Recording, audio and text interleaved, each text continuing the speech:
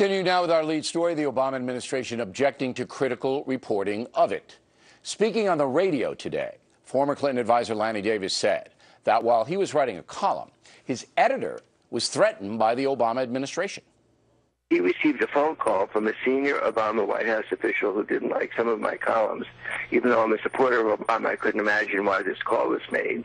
And he did threaten, and the word I was told was the word threatened by this editor, that if he continued to run my columns, he would lose, or his reporters would lose, their White House credentials. And joining us now from Washington is Mr. Davis. So first of all, what do you think teed off the Obama administration? What did you write about them?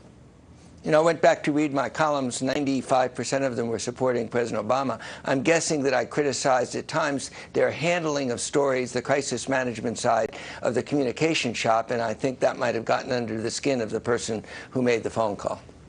All right. Now, who was the White House guy who threatened the editor? So I can't tell you that because the editor, when he called me, said, I have to ask you to honor the request that you never mention the name of the person who called me because he said it was off the record. So I talked to the editor today, let me get this straight. So let me get this straight. Your editor agreed to be threatened and not to publicize who was doing the threat. Yeah, that doesn't sound right. It doesn't sound right to me, man. Bill, I've been a reporter for more than 35 years. I don't give anybody off the record credence if they're going to threaten me. You know what I'm talking about? Well, he asked me to keep it anonymous, and I've got to honor that. I called him today. You're an honorable man. Okay. Now, you're in a Clinton White House. I mean, they did the same thing. Bill and Hillary, they don't like people criticizing them, did they? Look, there's nothing wrong with pushing back, as Ed Henry said, and I don't think Gene Sperling, I accept your interpretation, intended it to be a threat.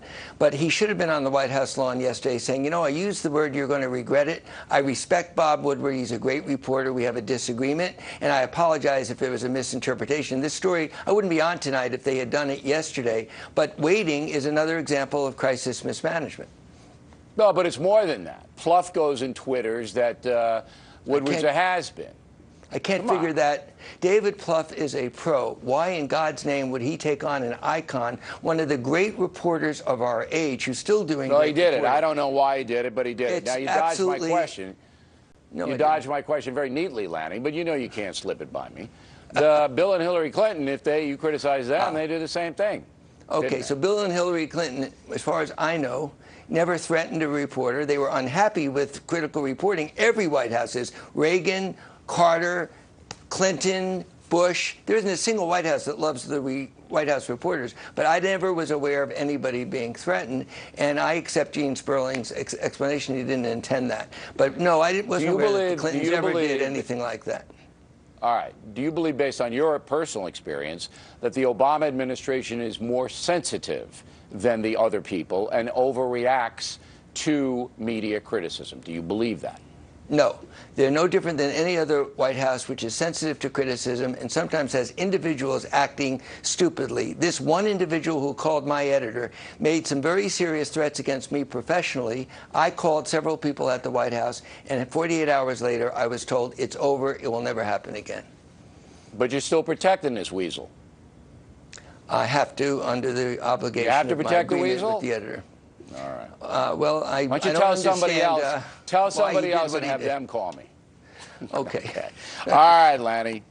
Thank you, Bill. Lanny's new book, Crisis Tales, is going to be out next week, so you might want to check it out.